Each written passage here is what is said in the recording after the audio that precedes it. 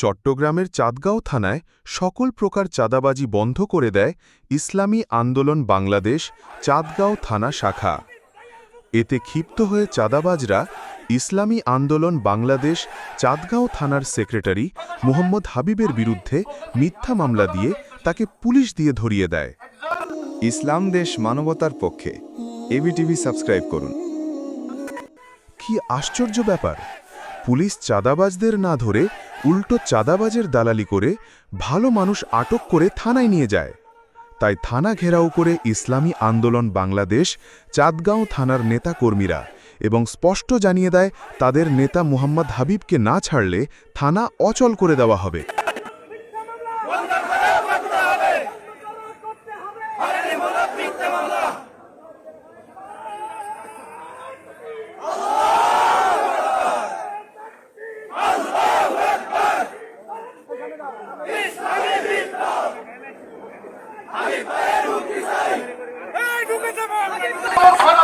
স্বীকৃতি দেওয়া হচ্ছে এখানে কাপ্তাই রাস্তার মাথায় সিএনজিতে কিছু ছাড়া নেই।